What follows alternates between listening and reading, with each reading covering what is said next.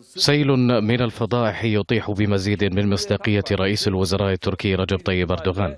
فبعد المكالمة المسربة الأولى التي يزعم أنها كانت بين أردوغان وابنه بلال، وتتضح من خلالها علاقته بقضية الفساد المالي وطلبه من ابنه إخفاء مبلغ 30 مليون يورو في مكان غير معلوم، بث ناشط مجهول مقطعا على موقع اليوتيوب يزعم أنها مكالمة مسجلة بين أردوغان وابنه يطلب منه فيها ألا يقبل المبلغ المعروض في صفقة تجارية وأن يتمسك بمبلغ أكبر.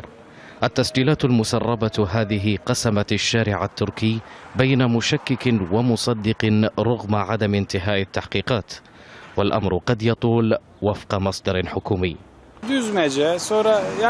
هذا الأمر غير معقول ومن غير الممكن حدوثه، حتى وإن ثبتت صحتها أنا لا أتصور أنها ممكنة.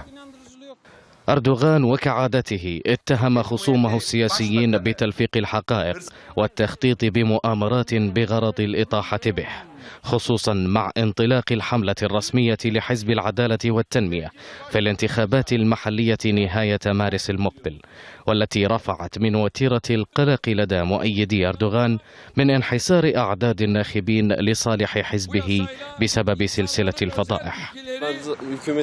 أنا لست من مؤيدي أردوغان ولا مدافعا عن حكومته، لكن هذا الأمر لا يمكن أن يكون حقيقيا. أعتقد أنها نتيجة عملية مونتاج.